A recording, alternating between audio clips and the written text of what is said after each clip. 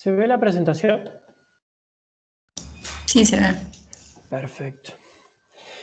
Bueno, gracias por venir a esta última clase del semestre. La idea de hoy es atacar dos temas que por ahí quedan fuera de agenda por la densidad y la intensidad de los otros contenidos que están incluidos en esta primera parte a pedido de los contenidos mínimos. Pero son dos tópicos que son de mucho interés y que en un futuro y con algún cambio de plano, de estrategia, me gustaría tener más tiempo para desarrollar y para que ustedes también los internalicen un poco más. De todas formas, el tema va a quedar presentado y tienen bibliografía disponible en el campus. Y por supuesto que también cuentan conmigo para cualquier consulta sobre estos temas, si a ustedes les genera algún interés adicional y quieren ahondar un poco en esta herramienta que es tan interesante. Que como bien dice el título ahí, es la transformada discreta de Fourier, ¿sí? Vimos hasta hace un par de clases la transformada en tiempo discreto de Fourier. Esa transformada, si bien estaba diseñada para operar con señales discretas, nos daba como resultado una señal transformada continua en frecuencia, ¿sí? Seguía siendo una variable continua, esa x de j omega, a la que arribábamos cuando aplicábamos la transformada de Fourier en tiempo discreto. Sin embargo, la idea de tener una función transformada también discreta no es demasiado antiintuitiva. Ustedes quizás ya se la imaginaron o se han preguntado por qué eso no se había presentado, ¿sí? Antes en la materia. No creo que se hayan preguntado por qué no existe. Habrán chequeado fácilmente que eso existía. Y de hecho, la prueba más contundente de que eso tenía grandes chances de existir era que cuando ustedes tenían una función discreta, periódica, como esta X monio que está definida acá, esta función se podía escribir en función de, si tenía un periodo n mayúscula, se podía escribir en función de a lo sumo n mayúscula coeficientes, ¿sí? Sacados de la proyección en el espacio de Fourier, pero un espacio de Fourier discreto que respondía a este numerito k, ¿sí? Que generalmente iba de 0 hasta n-1 o cualquier rango que abarcara n valores diferentes.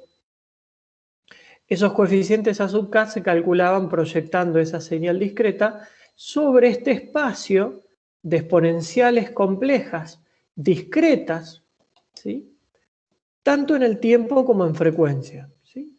En el tiempo porque este n es discreto y porque este valor de k representaba los n-1 valores discretos de frecuencia, donde cuando este k valía 0 representaba la frecuencia continua, ¿sí?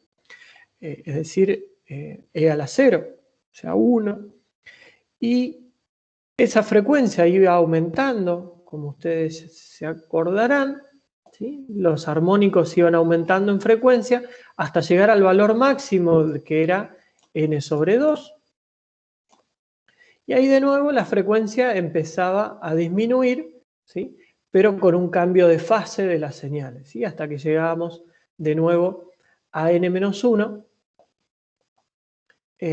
y ese n-1 era la contraparte o el equivalente al primer armónico, ¿sí? Solo que tenía un cambio de fase de 180 grados. Pero entonces, a partir de esta señal discreta, ¿sí? Periódica discreta, obteníamos K numeritos, ¿sí? Que nos permitían, ¿sí? Reconstruir la señal perfectamente en función de estas exponenciales complejas, discretas en tiempo y discretas en frecuencia, ¿sí? Entonces, como que ya estaba planteada esa idea de que cuando uno tenía una señal discreta periódica, ¿sí? Si ese periodo de la señal era n grande, con n grandes valores, ¿sí? A lo sumo n mayúscula valores, nosotros ya podíamos tener una reconstrucción de la señal. Entonces, la transformada discreta de Fourier básicamente apunta a construir una señal a partir de esos n mayúscula valores que se obtienen de la proyección de la señal en un espacio de exponenciales complejas, discretas, tanto en tiempo como en frecuencia, ¿sí? Cuando la señal no sea periódica, ¿sí? Debería tener longitud finita, ¿sí? Si estamos en presencia de una señal que no es periódica y tiene longitud infinita, no vamos a poder tener ningún tipo de soporte computacional para lidiar con esa señal, porque no existe infinito espacio para almacenar una determinada señal. Ustedes miran, bueno, pero yo empiezo a generar una señal ahora y no sé cuándo se va a apagar el aparato. Bueno, perfecto, pero entonces esa señal la podemos ir tratando como fragmentos de longitud finita. Supongamos que estamos hablando del tráfico en una red. Perfecto, empezó hace no sé cuánto y la información del tráfico en la red de nuestro servidor sigue fluctuando milisegundo a milisegundo durante todo el tiempo hasta que se apague el server, si es que alguna vez se apaga. Entonces esa señal uno la tendería a pensar como infinita. Pero yo puedo ir tomando porciones finitas de esa señal, ¿sí? Para ir trabajando con esas porciones de acuerdo a la aplicación que a mí me interese, de acuerdo a lo que me interesa hacer a mí con esa señal, ¿sí? Si yo quiero sacar un promedio anual, probablemente ese promedio anual esté sacado en función del promedio diario y no del promedio de la señal milisegundo a milisegundo, ¿sí? Entonces, puedo, con algún tipo de estrategia y basándome en la aplicación que a mí me interesa, siempre, o no siempre, qué sé yo, pero al menos en mi experiencia práctica, uno siempre puede transformar una señal a una señal de longitud finita, ¿sí? O en fragmentos, ¿sí? Que van a tener longitud finita. Y una vez que uno tiene esa señal de longitud finita, ahí ya da lo mismo si eso no es periódica, porque lo que me interesan son esos n mayúscula valores, ¿sí? Puede o no puede ser periódica, o puedo yo fabricarme una periodicidad artificial que me permita utilizar las herramientas que ya conozco.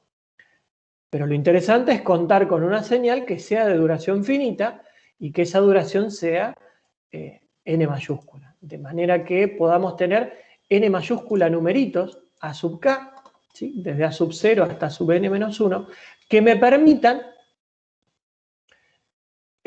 expresar esa señal como una combinación lineal de exponenciales complejas, discretas en el tiempo y discretas en la frecuencia, ¿sí? Donde, tanto para el tiempo como la frecuencia, la cantidad de valores distintos sigue siendo n mayúscula. El k, como sabíamos, tenía n mayúscula valores distintos y el n excursiona la duración de la señal, la que también va a tener n mayúscula valores distintos. Y es así que se plantea la transformada de Fourier, la transformada discreta de Fourier, en donde decimos que nuestra señal transformada, x mayúscula, ahora de la variable k, ¿sí? Ya no estamos más hablando de omega ni de ninguna variable continua. La frecuencia esta discreta es el K, ¿sí? Que cuando uno hace este producto, K por 2pi sobre n, ¿sí? ¿Se acuerdan? N es la duración de la señal, que también se puede interpretar como el período fundamental de la señal. Cuando uno hace esta multiplicación, obtiene una colección de frecuencias discretas, ¿sí? Pero en principio K es un numerito que va de 0 hasta n-1, al igual que el n chico. Entonces, el K es el índice de frecuencia y el n es el índice de tiempo. Y acá tienen las dos operaciones de ida y vuelta entre la transformada y la antitransformada, ¿sí? Esta de acá abajo claramente es la DFT. La transformada de Fourier en tiempo discreto, el orden de la sigla está en inglés. Y esta sería la inversa, ¿sí? Es la IDFT. Entonces, directamente obtenemos la transformada haciendo esta sumatoria de 0 hasta n-1 para los 0 hasta n-1 valores de K. Entonces, con esas n mayúscula al cuadrado operaciones, ¿por qué n al cuadrado? Porque esta sumatoria tiene n operaciones,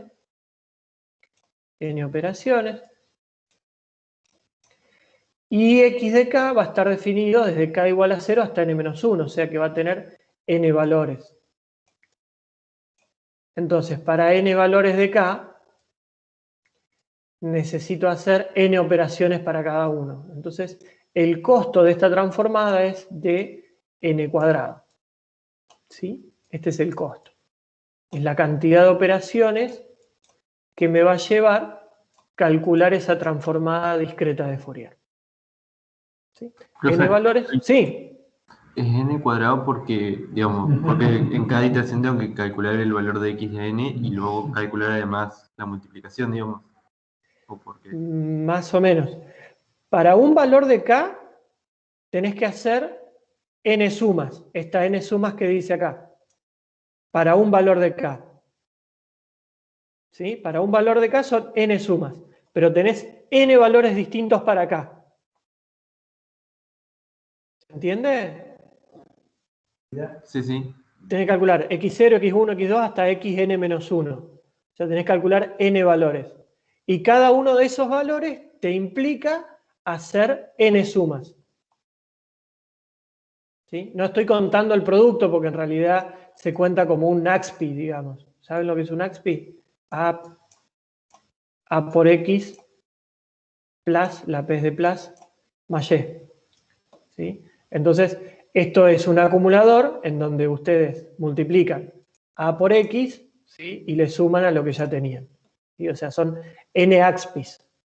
¿Sí?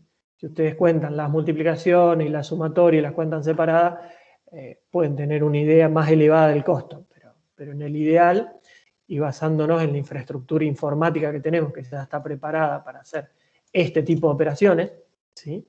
Cuenta como una sola operación. Pero en definitiva, para cada uno de los valores necesitamos n AXPIs, y como tenemos n valores, el costo termina siendo n cuadrado. ¿Sí?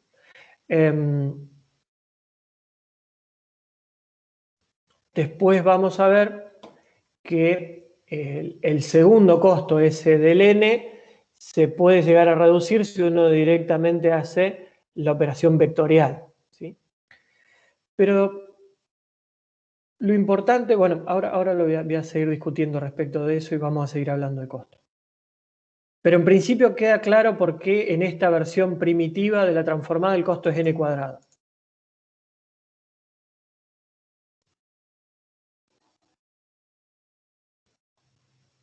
¿Sí? ¿Se cortó? Sí. ¿No?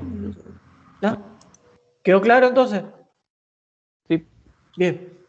Entonces, acá les dejo una de los primeros mojones de bibliografía. Es un libro clásico en lo que es procesamiento digital de señales. ¿Sí? Yo estudié en la facultad con este libro. Es muy claro, es muy didáctico. Y está como bibliografía disponible ahí en el campus, ¿sí? Si les interesa ahondar acerca de la transformada discreta de Fourier o otro tipo de herramientas para el procesamiento digital de señal. Profe, Sí, perdón, yo entré 2 segundos más tarde a la clase y quería preguntar si, no sé si ya le preguntaron o no, de que si esto entra, digamos, en el parcial. no Ok, entra. buenísimo. No me lo habían preguntado, pero creo que lo había deslizado, digamos. Es parte de algo importante que queda un poco afuera de los contenidos mínimos y como se da lo último y la fecha del parcial queda medio cerca, es como que lo dejamos afuera para evaluarlo en el parcial. Generalmente hay ejercicios que entran en el TP respecto de esto. El TP lo voy a subir hoy, si Dios quiere. Luis se demoró un poco por bueno, su dedicación en la escuela y esas cosas, pero ya tengo el material como para terminar de armar el TP1 y mandárselos hoy, y van a aparecer cosas relacionadas con esto. Ok, genial. Igual, para sabernos, ¿cuándo No, sería está la entrega del TP por duda? Porque... después del recuperatorio. Ah, bueno, buenísimo. Está muy bien la pregunta. Si estuviesen pensando que esto entra en el parcial del sábado, sería muy, muy cruel. Estaría jugando con la ansiedad de ustedes de tratar de aprender esto rapidísimo para poder hacer algo el sábado. Pero no, quédense tranquilos. Después en los finales pueden aparecer preguntas conceptuales de esto también, pero la evaluación suele ser a través de los TPs. Si quieren, práctica de esto no hay en las evaluaciones, ni en los parciales ni en los finales. ¿Qué les estaba diciendo? Que lo interesante de esto, de esta forma de escribir la transformada, ¿no? Como que esta x de k se puede pensar como un vector columna, ¿sí? Entonces, cada uno de los valores de k es un renglón de ese vector columna x de k. Entonces, si el x de n, ¿sí?, también lo ponemos como un vector columna, ¿sí? Fíjense, esto lo podemos poner así. Esto es x de k, ¿sí? Este valor de x de k va a ser el resultado del producto entre un renglón de esta matriz, que acá llamo Mn, y el vector x. ¿Qué tiene? Fíjense que acá el x está como una columna, esto es x de 0, ¿sí? X de n-1. Entonces, ¿qué tiene esa matriz adentro? Tiene todos estos términos, ¿sí?, que se corresponden al valor de k de acuerdo al renglón, ¿sí? Si yo estoy calculando el primer valor para k igual a 0, x de k con k igual a 0, voy a tener k igual a 0 acá, y voy a tener en cada una de las columnas los diferentes valores de n. n0, 1, 2, 3, n-1. ¿Sí? Para el primer renglón y para la primera columna, cuando k vale 0 y n vale 0, todos van a valer 1. ¿Sí? Toda la primera columna vale 1, todo el primer renglón vale 1. ¿Sí?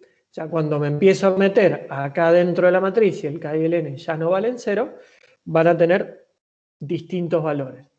Pero fíjense que como k y n van los dos de 0 a n-1, la matriz va a ser cuadrada, ¿sí? Va a ser una matriz de n por n, y a su vez va a ser simétrica, ¿sí?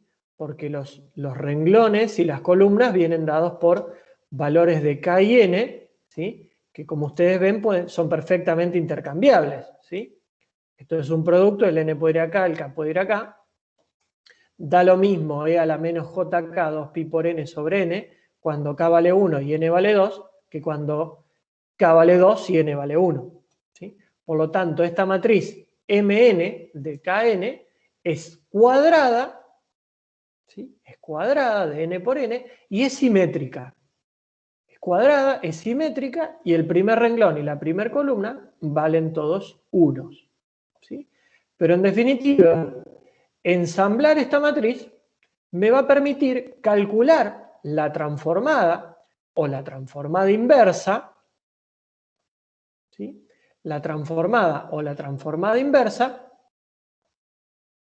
haciendo un producto matriz-vector. ¿Sí? La transformada la hago haciendo la matriz por el vector x de n, como explicamos acá, o la transformada inversa la hago haciendo la inversa de la matriz, ¿sí? Tranquilamente. El tema es que esta matriz, al ser cuadrada, al ser simétrica y al ser una matriz de tipo exponencial, ¿sí?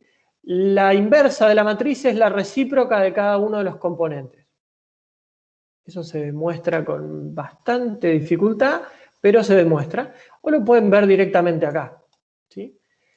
Si ustedes escriben la antitransformada de esta manera, la matriz, en lugar de quedarles e a la menos jk por 2pi sobre n por n, le queda e a la jk por 2pi por n sobre n. ¿Sí? Es el recíproco de esto, 1 sobre esto. ¿Sí? Se demuestra, como les decía, que como la matriz es cuadrada y es simétrica, la inversa de la matriz son todas las recíprocas de esto que está acá.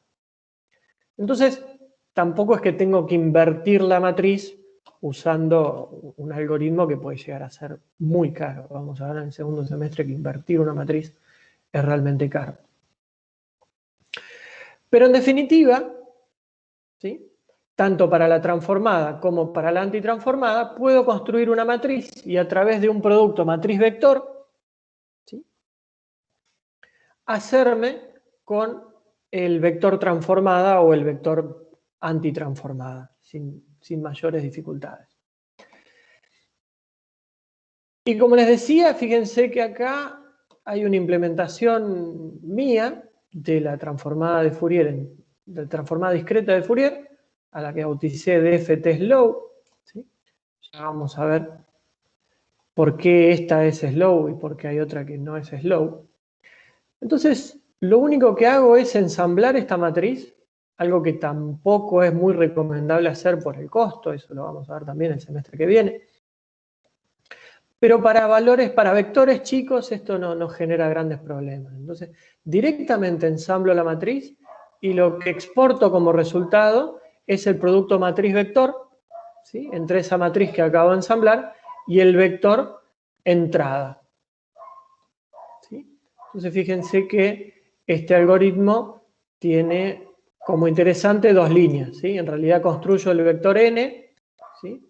Haciendo una lista del rango de 0 a n-1, y el k hago exactamente lo mismo, pero lo transpongo. Entonces, cuando yo hago este producto acá, k por n, hace un vector renglón, perdón, un vector columna por un vector renglón. ¿Sí? Entonces, ese producto da una matriz, y directamente cuando hago la exponencial de esto que es una matriz, me genera una matriz, que es esa matriz n. ¿Sí? Entonces, las cosas que tiene Python y en particular NumPy, ¿sí? Acá hay un typo, acá falta una P, que hacen que esto sea muy, muy transparente y muy sencillo. ¿Sí? Pero en definitiva, estas 5 o 6 líneas de código me permiten calcular la transformada discreta de Fourier. La transformada discreta de Fourier tiene propiedades como todas las transformadas que vinimos viendo este semestre. ¿Sí? Por supuesto que es lineal porque está basado en un operador sumatoria y es periódica, ¿sí? Al igual que la transformada de Fourier en tiempo discreto, solo que ahora la periodicidad se va a dar porque los valores de K, ¿sí? Forman un conjunto periódico. ¿Sí? Los valores de K van de 0 hasta n-1, pero yo puedo ir tranquilamente de n hasta 2n-1, puedo elegir el conjunto de longitud n que a mí se me antoje. ¿Sí? Entonces, así como la señal se puede considerar periódica, la transformada también se va a poder considerar periódica, ¿sí? Pero lo ideal es directamente considerarlos de longitud finita y que las dos señales tengan longitud finita n mayúscula, ¿sí? Entonces, eso nos da una propiedad importante, ¿sí? Saber que el espacio que necesitamos para almacenar la señal temporal es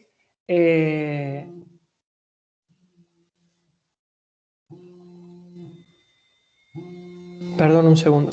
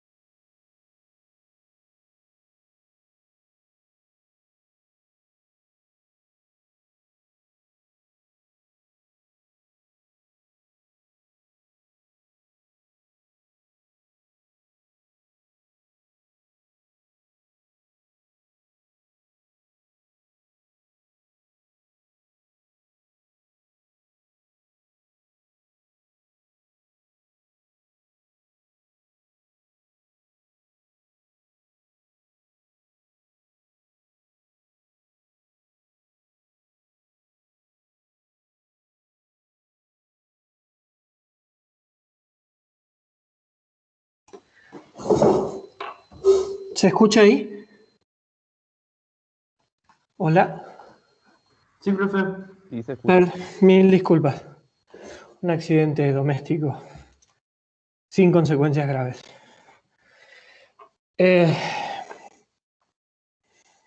Entonces les decía que si bien uno puede demostrar la periodicidad tanto de la señal temporal como de la señal en frecuencia, en general se va a quedar con un solo periodo de esa señal, ya que no tiene sentido redundar en el almacenamiento o en el procesamiento de una señal que ya se repite, ¿sí? No necesitamos andar redundando información.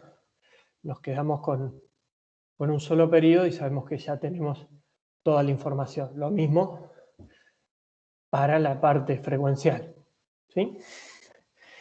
Y una de las propiedades más importantes de la transformada discreta de Fourier es la de convolución, que en este caso tenemos que hablar de convolución circular. ¿Qué quiere decir convolución circular? Como justamente hablamos de que las señales son periódicas, ¿sí? Y la convolución está definida como una operación desde menos infinito a infinito, lo que vamos a generar es una señal de la misma duración que las señales intervinientes. ¿Por qué? Porque de nuevo, toda la información que necesitamos está contenida ahí. No necesitamos seguir convolucionando cosas en señales que se repiten, porque la señal resultado de esa convolución también va a ser periódica. Entonces, con que tengamos los n mayúscula valores que nos interesan, alcanza y sobra, bueno, no sobra, alcanza justo para tener la información que necesitamos.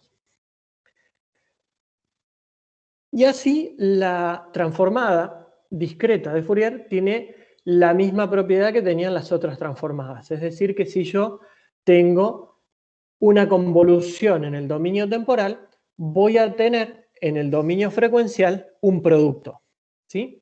Y fíjense de nuevo que como estoy haciendo un producto entre dos señales, este producto es un producto punto a punto, ¿sí?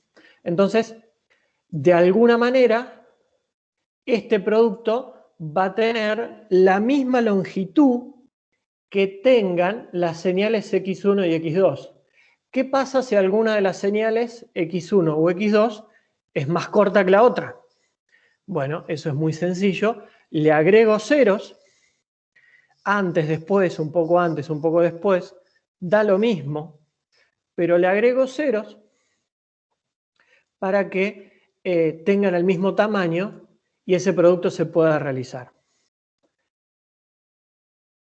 Después vamos a ver cómo es esa estrategia de agregar ceros que en la jerga se conoce como padding. Entonces, como esto van a tener las tres señales la misma duración, ¿sí? X1, X2 y el producto, tiene que ocurrir lo mismo con la convolución, ¿sí? De este lado también voy a necesitar que las señales tengan la misma duración y la señal resultado de esa convolución va a ser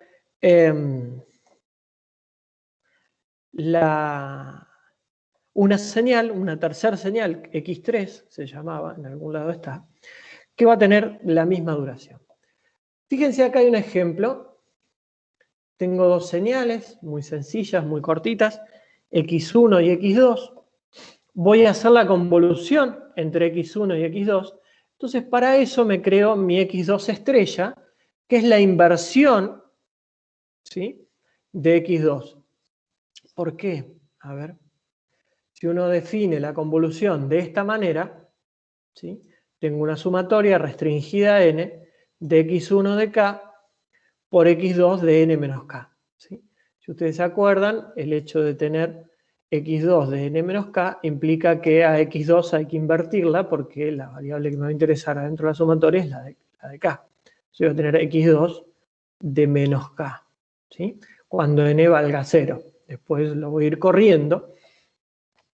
Entonces, lo primero que tengo que hacer es dar vuelta o espejar esa señal X2, ¿sí?, que va a pasar a ser una X2 estrella. Y ahora voy a empezar a hacer mi convolución circular.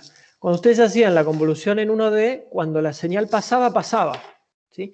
Acá, cuando la señal pasa, se encuentra con el primer valor del otro lado. Es decir, cuando n vale 0 no tengo problemas, voy a hacer el producto acá, 2 por 1, 1 por 4, 2 por 3, 1 por 2. Pero cuando tenga el primer corrimiento, cuando n vale 1, ¿sí?, voy a empezar a correr esta señal, o sea, voy a hacer 2 por 4, 1 por 3, 2 por 2, ¿sí? Y cuando ustedes hacían la convolución no circular, la que ustedes aprendieron, este 1 ya multiplicaba un 0 y nos olvidamos, si no lo multiplicamos mal. Ahora este 1 va a pasar a multiplicar este 1 que está acá, ¿sí? Se llama circular porque ustedes tranquilamente podrían acomodar las dos señales en forma de circulitos, ¿sí? Supónganse que tienen un círculo fijo, que es el X1, ¿sí? X1 tiene 2, 1, 2, 1, y un círculo móvil adentro, ¿sí?, que tiene la X2 estrella. La primera que tenía 1, 4, 3 y 2, ¿sí? Entonces, lo que hago es girar este circulito, ¿sí?, lo giro en este sentido, y obtengo el segundo valor. Lo vuelvo a girar y obtengo el tercero, lo vuelvo a girar y obtengo el cuarto, ¿sí? Y ahí paro porque sé que mi señal de resultado tiene 4 elementos, ¿sí? Entonces, si ustedes hacen las cuentas, tienen X0, 2 por 1, más 1 por 4, más 2 por 3, más 1 por 2. Eso es 2 y 4, 6, más 6, 12, más 2, 14. X3 de 1, es 2, esta la giré mal.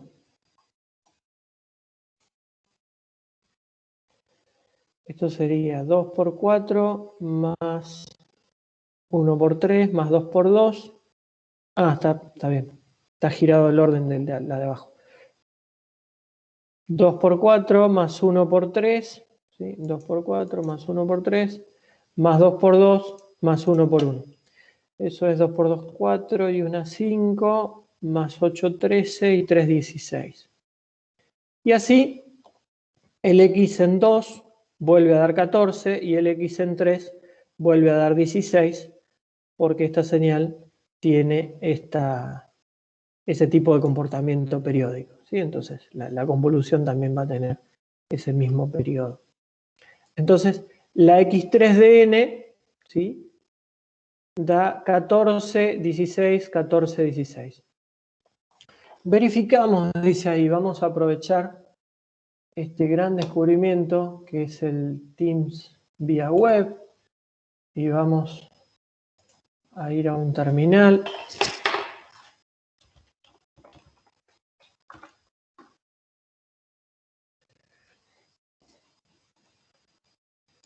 Y voy a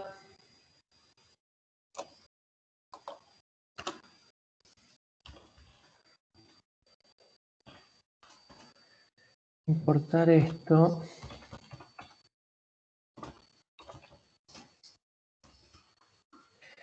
Entonces defino mi x1 como era x1, 2, 1, 2, 1. Acá la escribí mal. 2, 1, 2, 1. Y mi x2 como 1, 2, 3, 4. Entonces, ¿qué hago? La convolución ya la hice, ya sé que me da 14, 16, 14, 16. Voy a verificar la propiedad de convolución. Voy a hacer las transformadas de x1 y de x2 usando el código que les mostré, este que está acá, ¿sí?, que es el que les mostré hoy en la presentación. Voy a calcular la transformada de x1 y la transformada de x2, las voy a multiplicar, ¿sí?, y después voy a hacer la antitransformada de eso. Vamos a ir viendo qué da cada cosa. La transformada de x1, la voy a llamar x1 de k. ¿Sí? Entonces voy a hacer la dft de x1. ¿Sí? Profe, una Sí. pregunta. Para la transformada discreta, ¿tomás n igual 4? En este caso sí, porque mis señales tienen longitud 4. Claro. Pero uno siempre tomaría el n como el periodo fundamental de la señal. Claro, o sea, es como, supondrías que se repite infinitamente después de eso, digamos. Después de Exactamente. Hay una suposición de fondo de que la señal es periódica con ese periodo n que uno está considerando. Pero como no nos interesa esa información redundante, generalmente nos quedamos con un solo periodo. ¿Sí? Entonces después termina siendo anecdótico si efectivamente es periódico o no es periódico. ¿Sí? Lo usamos para cualquier señal de duración finita y listo. Si esa señal de duración finita es periódica, la recorto y me quedo con un solo periodo. Y después usaré esa información para trasladarla a todos los periodos. ¿Sí? Pero generalmente trabajamos con un solo periodo porque ahí ya tenemos toda la información. Vemos que nos da x1k. Efectivamente son 4 valores, ¿sí? Nos da 6 más 0j. Esto es 1,8 por 10 a la menos 16. Esto es un cero numérico, ¿sí? Cuando ustedes hacen cuentitas, sobre todo sumas y restas, ¿sí?, tienen estos errores de truncamiento, de redondeo, perdón. Pero en definitiva, este número, 1,8 por 10 a la menos 16, menos 2,2 por 10 a la menos 16j, es 0. ¿Sí? El tercer número es 2, real. ¿Sí? y el cuarto número también es 0, ¿sí? Por lo tanto, x1 de k es 6020. Y x2 de k, ¿sí? Fíjense que x1 de k, a partir de esta señal, que es periódica, pero que en cierta forma, ¿sí?, tiene lo que se llama paridad circular, ¿sí?, que es un concepto bastante complicado de explicar rápido, pero si lo van a ver al libro de Proakis, lo pueden entender bien. Pero en definitiva, ese tipo de paridad circular hace que la transformada, ¿sí?, nos dé real. Nos da 6 real, 0, 2 real, 0. ¿Sí? X2 de K ya no tiene ese tipo de paridad ni periodicidad, no tiene ninguna de las dos cosas que tiene X1 de K, por lo tanto debería darnos una cosa un poco más compleja, ¿sí?, en el sentido literal de la palabra, no tan real como nos dio X1K. X2K entonces nos da 10 real menos 2 más 2J menos 2 más 0, ¿sí?, menos 9 por 10 a la menos 16, eso es 0, menos 2 menos 2J. Bien, entonces ahora nos queda hacer el producto, ¿sí?, x1 por x2, ¿sí? Tenemos la ventaja de que x1 tiene dos ceros, entonces el producto también nos va a dar solo con dos valores distintos de 0. Entonces tengo 60, ¿sí?, 6 por 10, y el otro que era 2 por menos 2, me queda menos 4. Acá sigo teniendo 0, acá sigo teniendo 0. Y entonces me queda hacer la transformada inversa.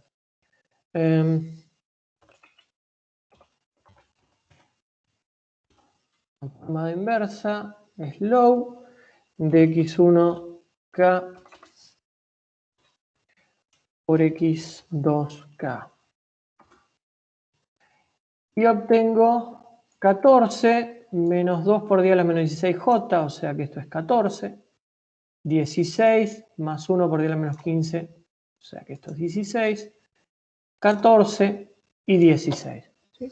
Entonces, con este ejemplito bien sencillo, bien básico, verifico que para el caso de la transformada discreta de Fourier, la propiedad de convolución se da, ¿sí?, para una operación de convolución definida como convolución circular.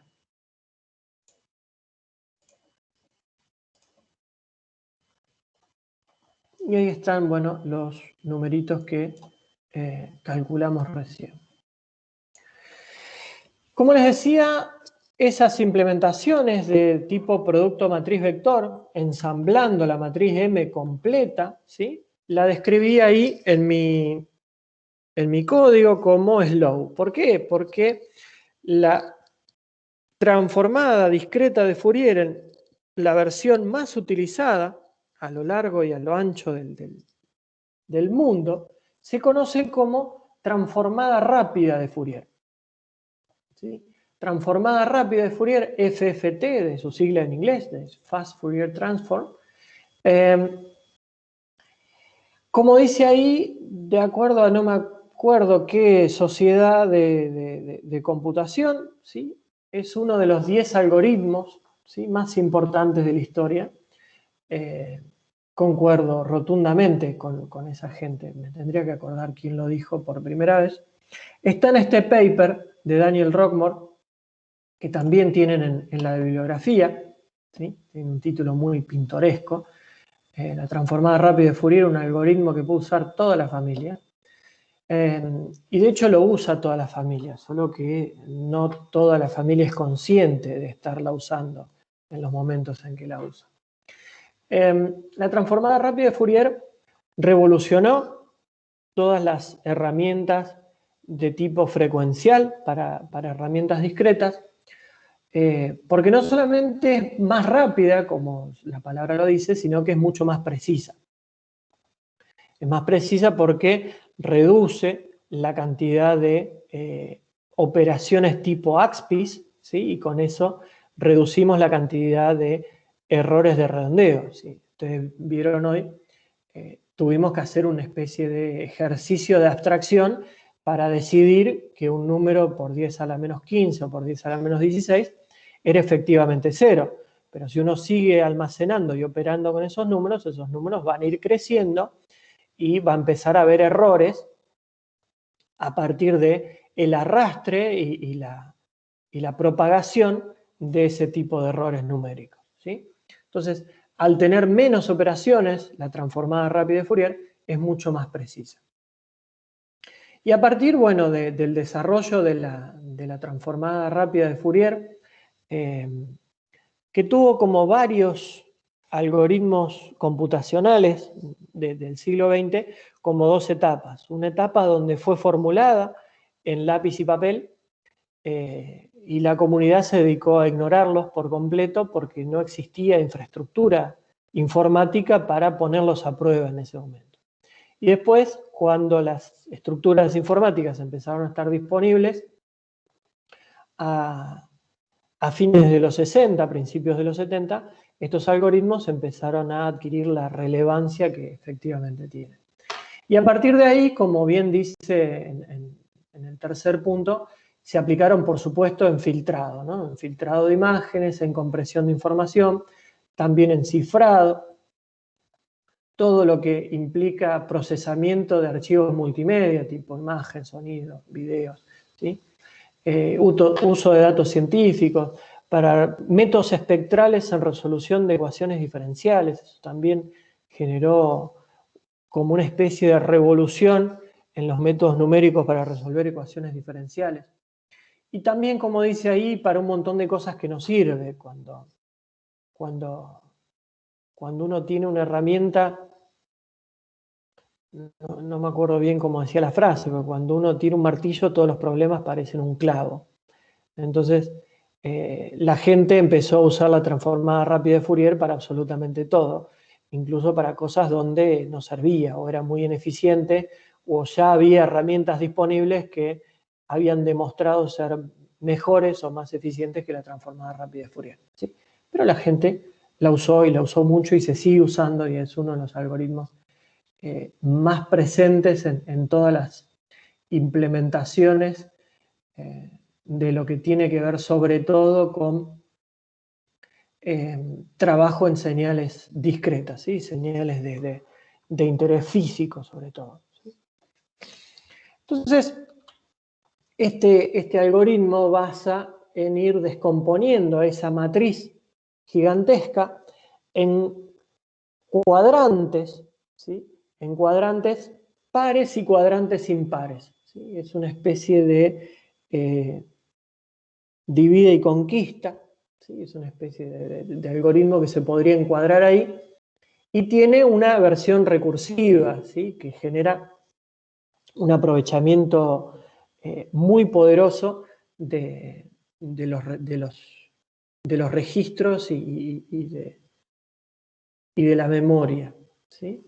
Entonces, uno va dividiendo cuando la matriz es demasiado grande, o sea, cuando el n es mayor a 32, ¿sí?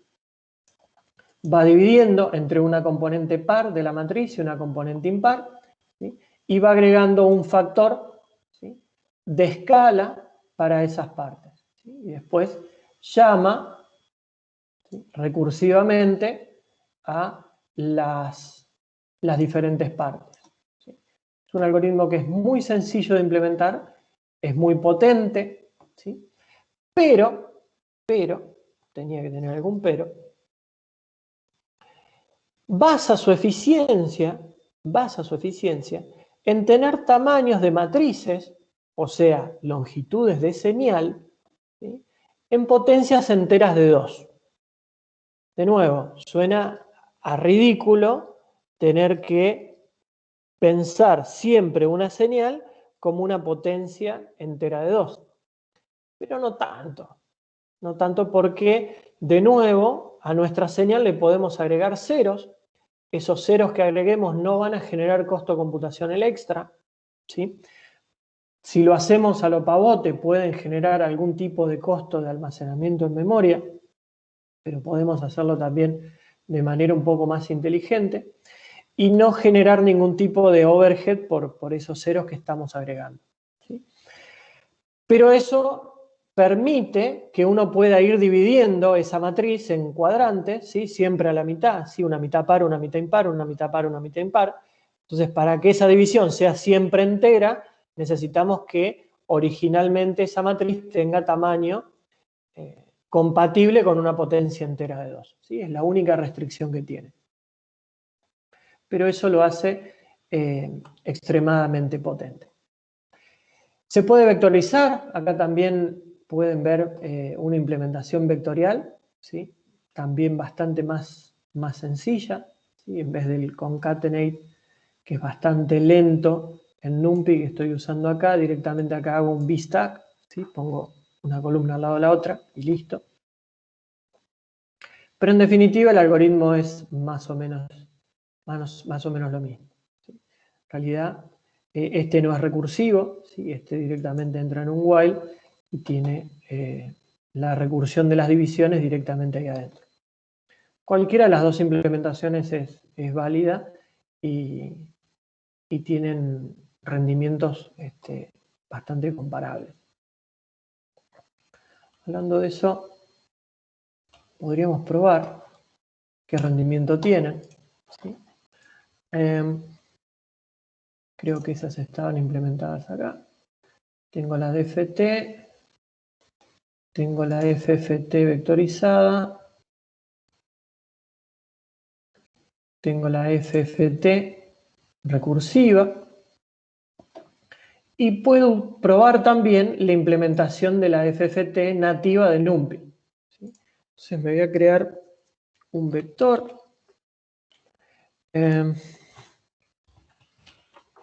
A ver, vamos a hacerlo de una longitud grande como para poder medir el tiempo, pero no tan grande como para que esa medición no nos deje esperando a todos.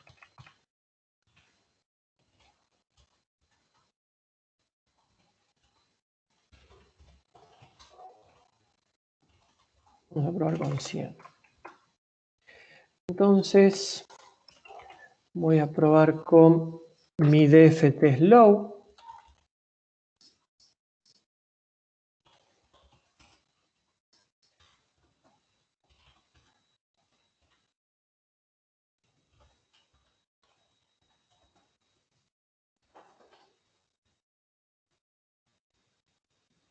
Ah, me quedó un 2 ahí.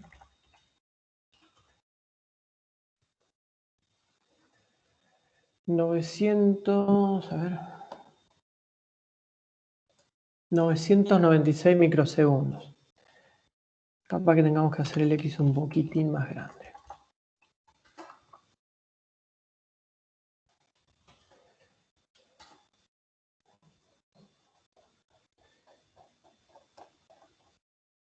Y asignarle una variable. 32,4 milisegundos para mi implementación de la DFT slow.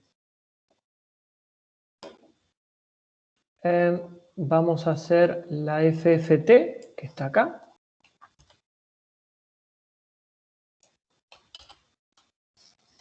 Vamos a ponerle a esto algún tipo de variable, así no imprime todo.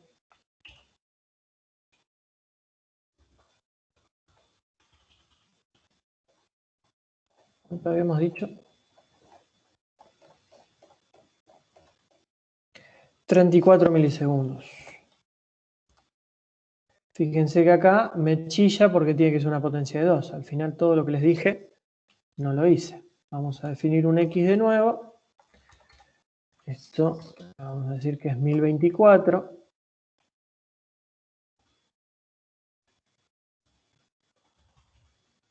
Vamos a volver a medir la DFT slow, 34,2 milisegundos. Y vamos a medir la FFT.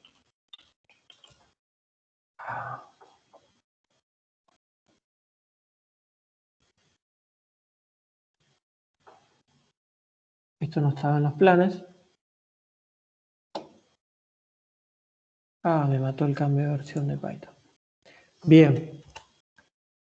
Les voy a corregir el script para que ande en Python 3. Esto es por utilizar tanto código de años anteriores. El que sí debería andar es el de NumPy.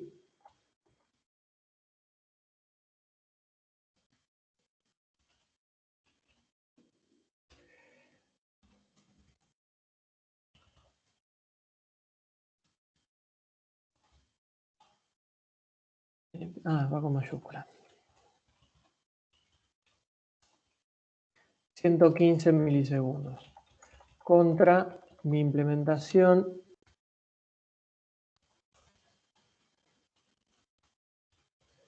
de FTSlow de 34,4 milisegundos.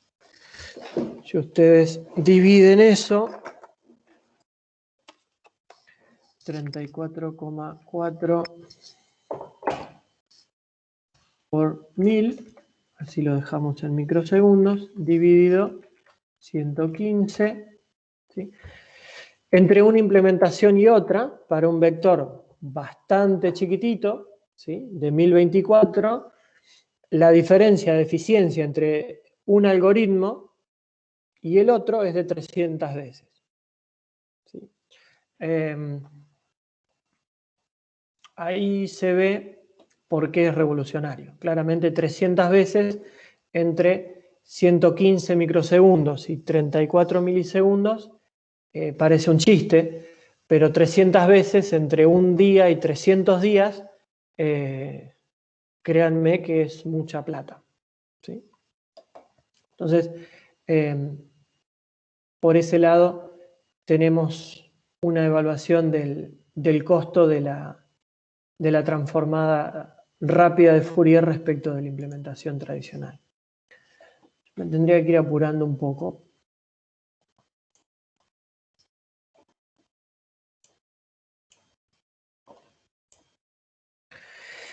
Lo último que nos queda, o no es lo último, pero dentro de lo que quería mostrarles de transformada discreta de Fourier, tiene que ver con la transformada bidimensional. ¿Por qué?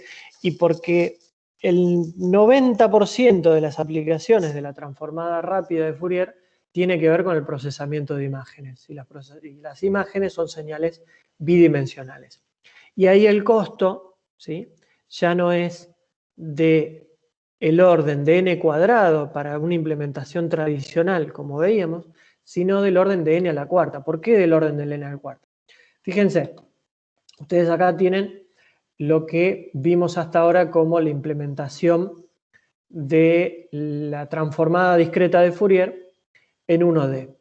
Ahora, para transformar esto en una imagen, este n, ¿sí?, que era el vector temporal en 1D, lo tengo que transformar en un vector en el plano de tipo XY.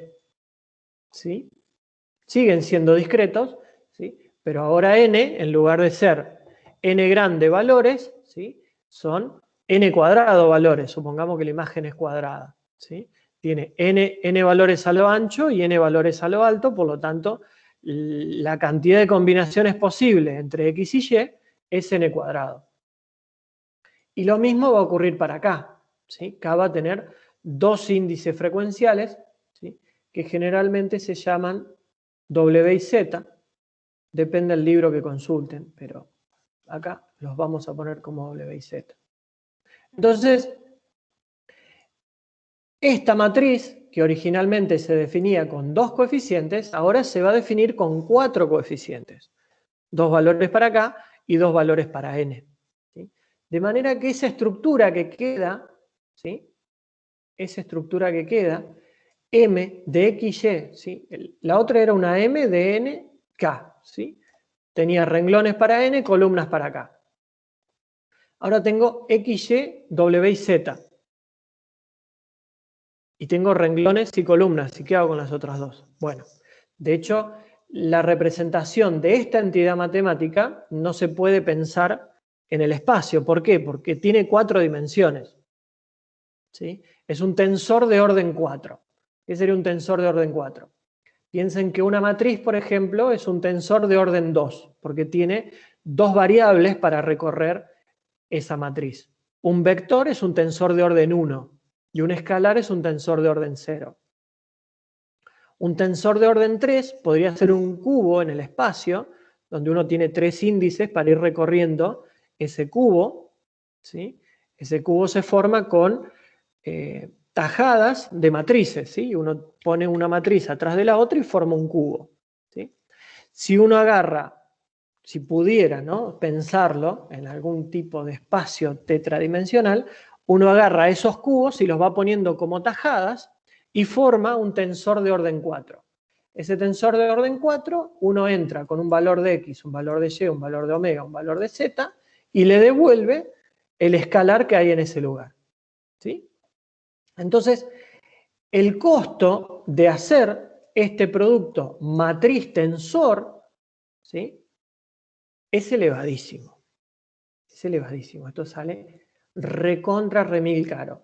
Y no solamente que este producto sale recontra remil caro, este producto sale recontra remil caro para calcular un solo píxel de la imagen transformada.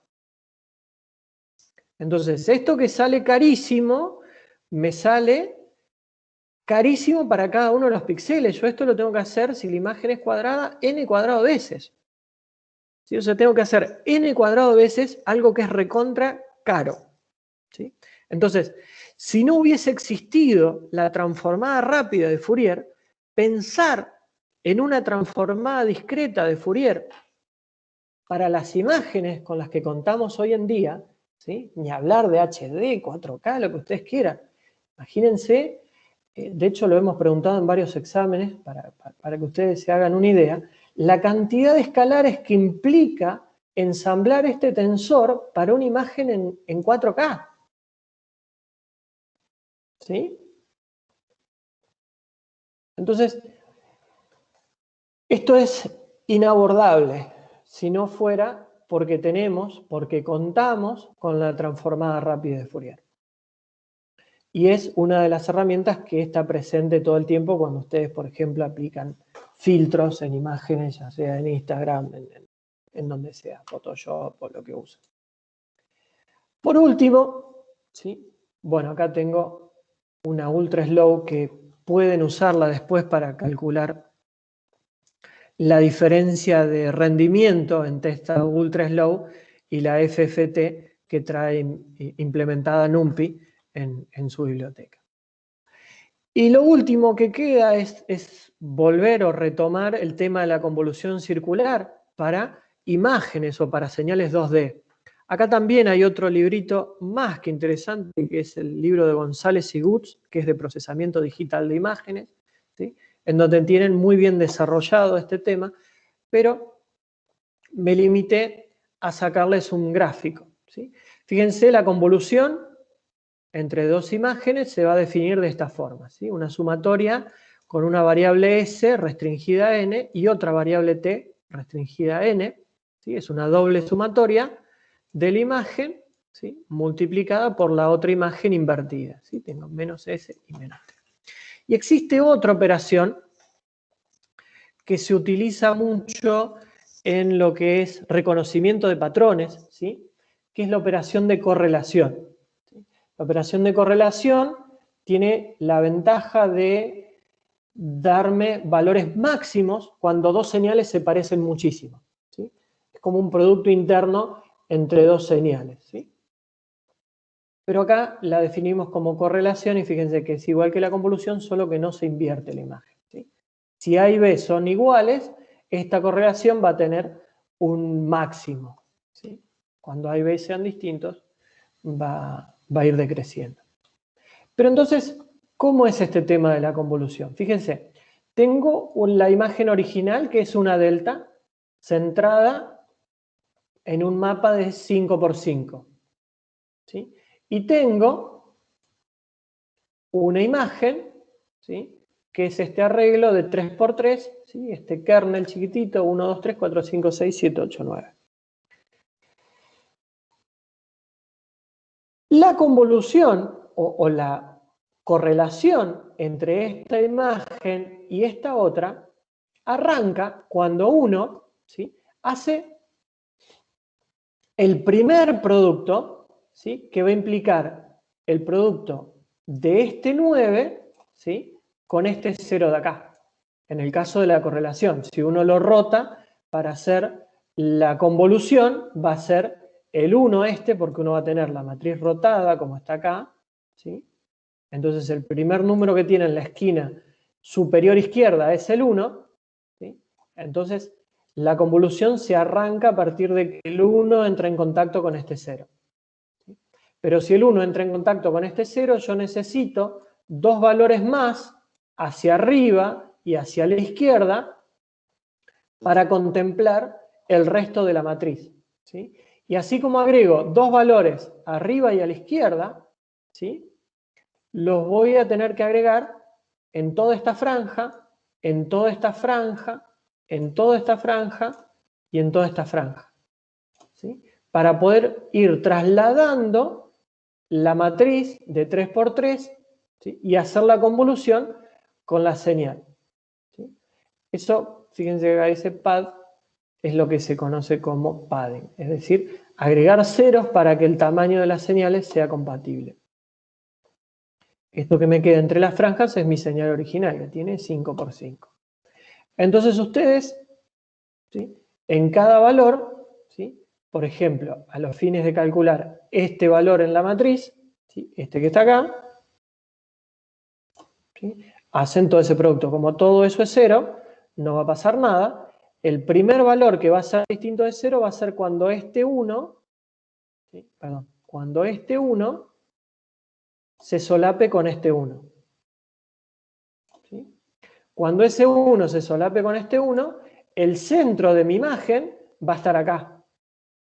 Entonces, este es el píxel que termina dando este valor 1, ¿sí?, porque el único producto que es distinto de 0 es 1 por 1.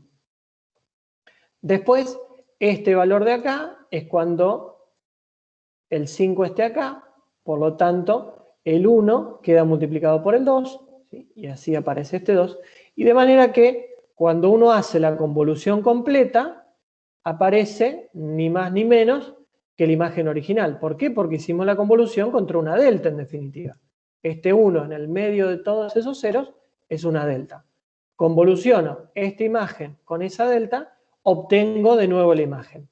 ¿Y qué hago? Bueno, esto es una cuestión de prolijidad.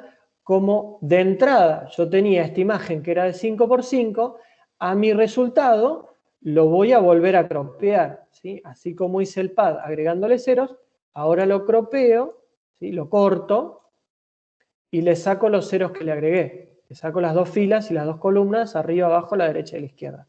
Y me quedo con esto, que es lo que efectivamente devuelvo como resultado de esa convolución, ¿sí? En general, la gran mayoría de los filtros que se utilizan, ¿sí?, en los programas de procesamiento de imágenes funcionan así. Uno tiene un kernel chiquitito como este, 3×3, 5×5, raramente 7×7 o más grande. Los más populares son de 3×3 y de 5×5. Entonces cada filtro tiene un kernel asociado, ustedes centran la imagen, ¿sí?, se le agregan los ceros. Fíjense que si ustedes tienen una imagen HD y ustedes tienen un kernel de 3×3, agregarle dos ceros arriba, abajo, a la derecha y a la izquierda no les va a alterar demasiado el tamaño de esa imagen, ¿sí? Tienen 1000 píxeles en el alto, le van a agregar 2, no les cambia demasiado, ¿sí? Entonces hacen la convolución contra ese kernel y devuelven después les recortan esos dos renglones que le agregaron y devuelven la imagen filtrada o procesada. A veces, dependiendo cómo sea el filtro, cómo sean las aplicaciones, ¿sí?, se siguen los dos caminos. No hay nada definido como mejor, ¿sí? Existen las dos versiones. Una versión es hacer la convolución, como estamos describiendo acá, y otra versión es, como hicimos al principio de la clase, hacer la transformada. La transformada del kernel ya la puedo tener guardada porque el kernel es siempre el mismo, ¿sí? Hago ese producto y hago la antitransformada, ¿sí? Para eso sí voy a usar la transformada rápida de Fourier, ¿sí? Eso me puede dar mejor performance, ¿sí? Dependiendo el tipo de filtro que esté usando, dependiendo el tamaño de señal. Eso es dependiendo cada una de las aplicaciones. Los dos caminos son válidos y los dos caminos se usan y mucho en lo que es procesamiento de imágenes. Y ahora sí, con el ratito que me queda,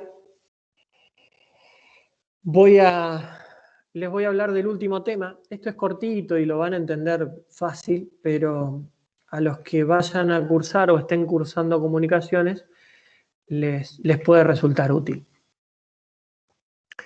Y es la explicación, si quieren, no vamos a demostrar nada, vamos a intentar simplemente explicarlo, desde el punto de vista del tratamiento de señales discretos, como hemos visto, del teorema del muestreo, ¿sí? O del teorema de Nyquist, o del teorema de Nyquist y el otro muchacho, no me olvidé el nombre. ¿Cuál es la idea? ¿Perdón? Shannon, puede ser. Nyquist y Shannon, muchísimas gracias. ¿Cuál es la idea de esto? Que volvemos a la primer clase de superior del 2021. Uno tiene señales que viven generalmente en un universo que es continuo, ¿sí? La señal del habla es continua, el espacio es continuo y de alguna forma hay que discretizarlo para poder utilizar todas las herramientas computacionales e informáticas que tenemos disponibles. Entonces, necesitamos realizar la transformación de esas señales continuas en señales discretas. ¿Cómo se hace esa transformación? Bueno, a través del muestreo.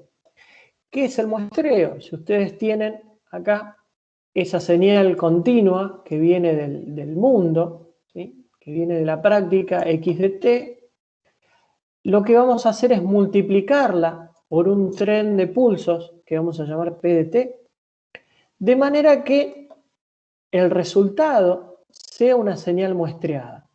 ¿Qué es esa señal muestreada? Es un tren de pulsos discretos, ¿sí? Ojo que son pulsos discretos, entonces esto tiene altura 1, ¿sí? No son pulsos continuos, ¿sí? Son pulsos discretos. Entonces este producto, ¿sí? Lo que hace es darme el valor de x de t, yo lo multiplico por 1 y acá es distinto de 0. Acá no está definido, de nuevo acá es la función x de t evaluada en este punto, acá no está definido, y así sigue este muestreo de la señal x de t a través de esta función p de t. ¿Sí?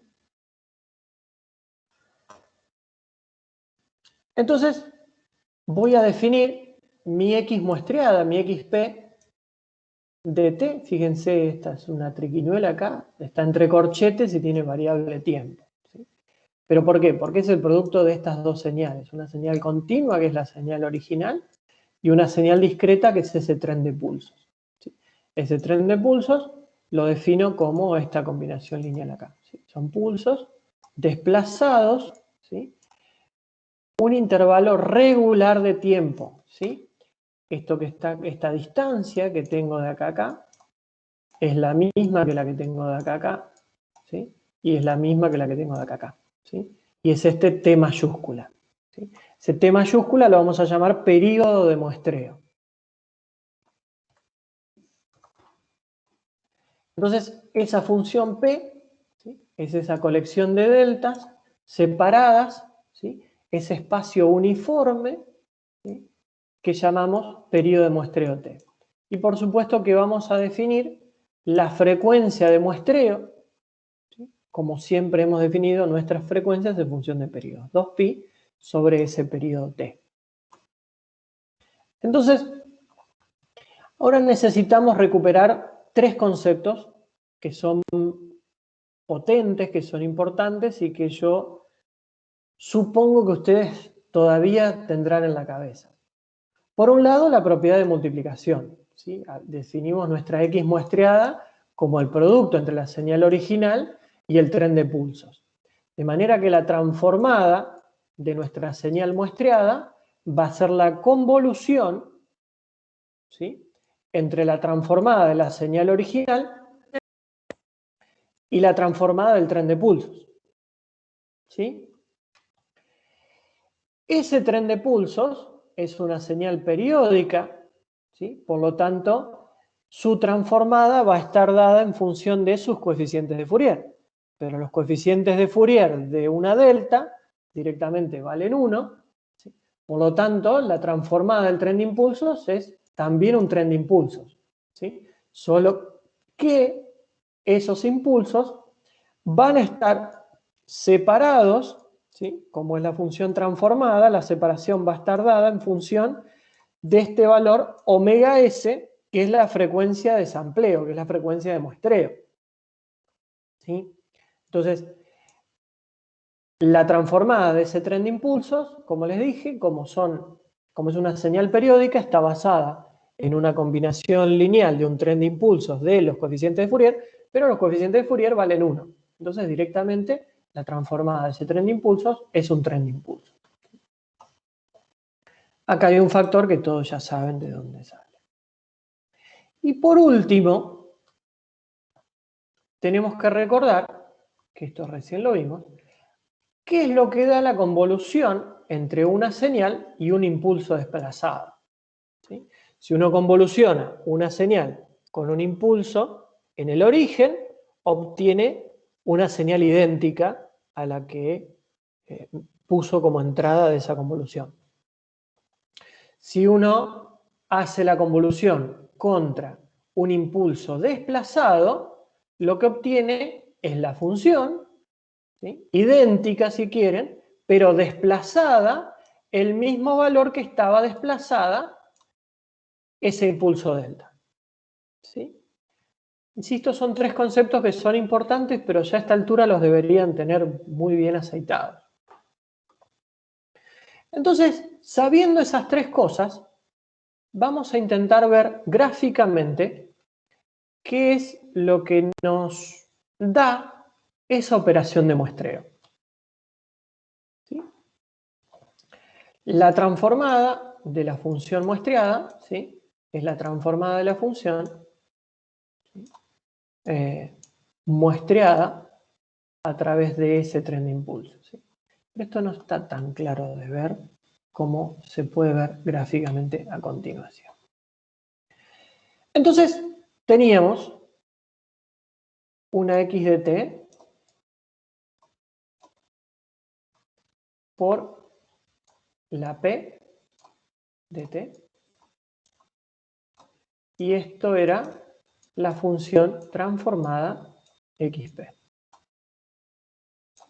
Cuando transformamos esto, vamos a tener una x grande sub p de j omega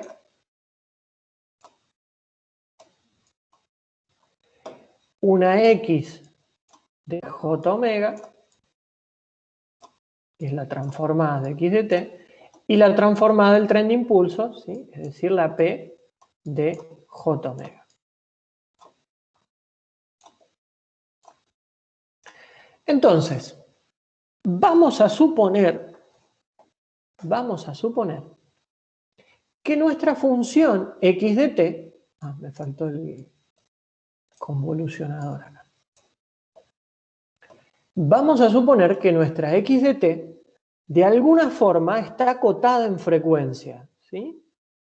No oscila a velocidades infinitas en un intervalo de tiempo finito, ¿sí? Entonces, de alguna forma, para valores extremadamente altos de frecuencia, nuestra función x de t vale 0.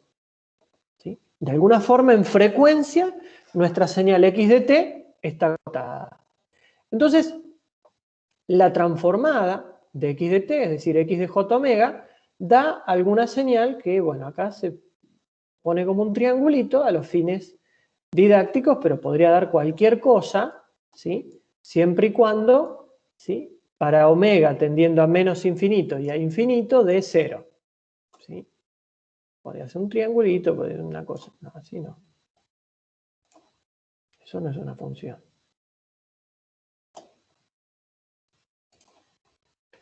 Podría ser alguna cosa de este tipo, ¿sí? Lo que quieran. Vamos a poner un triangulito, el libro pone un triangulito porque sabe más de pedagogía que yo y se va a ver muy bien cuál es el efecto. Y teníamos un tren de impulsos, PDT, donde la transformación de ese tren de impulsos nos daba otro tren de impulsos, pero lo que cambiaba es que para este PDT teníamos un periodo T, ¿sí? En el tiempo, los pulsos se repetían cada intervalo de longitud T grande, ¿sí? Pero en la transformada de ese tren de impulsos se van a repetir cada omega S, ¿sí? Omega S, si ustedes se acuerdan, era la frecuencia de sampleo y era 2pi sobre T, o es lo mismo decir que T es 2pi sobre omega S. O sea, el periodo de muestreo y la frecuencia de muestreo están unívocamente relacionados. Entonces, tengo mi X de J omega y tengo mi P de J omega. Ahora hay que hacer la convolución. ¿Qué dijimos que daba la convolución entre una señal y un impulso desplazado? O sea, pensemos primero que vamos a hacer la convolución entre esta señal y este pulso, ¿sí? Total, la convolución es lineal, entonces podemos hacer la convolución con este pulso, después le sumamos la convolución con este pulso, después le sumamos la convolución con este, y así, ¿sí? Entonces, la convolución de este triangulito acá con este pulso nos va a dar un triangulito que va a estar centrado acá.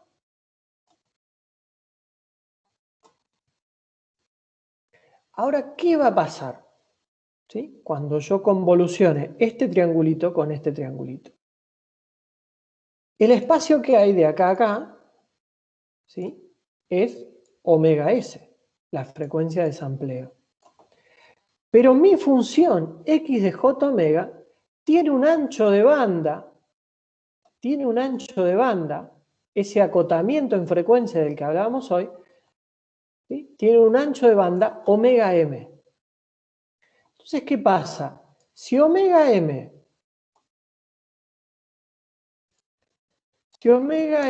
cae más allá de la mitad de este intervalo entre 2 omega s y omega s, se va a solapar con el triangulito siguiente, ¿sí?, cuando yo haga la convolución entre el triangulito de mi señal original y este otro pulso.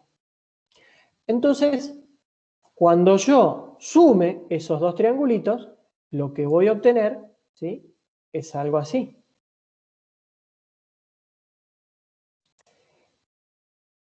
Y eso ya no se está pareciendo a la señal original, ni siquiera a una extensión periódica de la señal original. Y eso es lo que se conoce como efecto de aliasing o submuestreo. Si yo submuestreé y se me produjo este efecto que está acá, no voy a poder reconstruir mi señal original. No la voy a poder reconstruir, porque para reconstruirla yo necesitaría tener el triangulito completo. Y no lo tengo. Tengo este tren de triángulos achatados, ¿sí?, que me va a dar cualquier cosa menos la señal original. Y es por eso que la frecuencia de muestreo tiene que ser más grande que el ancho de banda de la señal, de manera de que yo pueda tener estos triangulitos lo suficientemente separados como para que no se produzca este solapamiento. ¿Qué quiere decir suficientemente separados? Bueno, que omega S sea como mínimo el doble de omega m, ¿sí? Es decir, que tenemos que muestrear, ¿sí?, al doble de frecuencia, ¿sí?, del ancho de banda de la señal, ¿sí? Y eso es lo que enuncia el teorema del muestreo, ¿sí? Si x de t es una señal con banda limitada, ¿sí?, es decir, tiene un ancho de banda limitado, x de j omega vale 0, para algún omega mayor a omega m, entonces la puedo muestrear y reconstruirla sin ningún tipo de problemas, solo en aquellos casos donde la frecuencia de muestreo sea mayor que 2 veces el ancho de banda de la señal. Si yo no cumplo con esa condición, no voy a poder reconstruir la señal temporal. Y la señal muestreada que yo use para operar, ya sea para meterle a un LTI, para hacer un filtro, para procesar algo, me va a dar cualquier cosa menos algo que esté relacionado con la señal original. Es por eso que en la práctica, todas las etapas de muestreo arrancan con una etapa previa de un filtrado pasabajo. Si yo pongo un filtro pasabajo a una determinada frecuencia de corte y después muestreo al doble de esa frecuencia de corte o un poco más, ¿sí? Imagínense, por ejemplo, la señal de audio audible, ¿sí? Tiene como límite de ancho de banda superior más o menos 20 kHz. ¿Sí? Entonces, generalmente los audios de buena calidad se muestrean a 44 kHz. ¿Por qué 44? Bueno, 40 estaría siendo el doble de 20, ¿sí? Pero como es difícil tener un filtro ideal para directamente cortar en 20 kHz, los filtros se calibran, ¿sí? A partir de 19, 20, 21. O sea, tiene el centro en 20, pero no tiene la misma ganancia sobre el borde. Entonces, le doy un 10% de tolerancia al doble, ¿sí? El doble de 20 kHz es 40 kHz, y le doy un 10% más y muestreo entonces a 44 kHz. ¿Sí? Pongo un filtro en 20 y muestreo a 44. ¿Sí? Y así puedo mantener la calidad original del audio analógico que viene como formas de ondas de presión o de impulsos eléctricos después de que pasó por el micrófono, ¿no? Así que bueno, esa es un poco la historia de la explicación a nivel de Fourier del teorema del muestreo, con el que se van a cruzar, si es que ya no se cruzaron, en comunicaciones. Así que con eso terminamos la clase de hoy y las clases de este semestre. No sé si a alguien le quedó alguna consulta.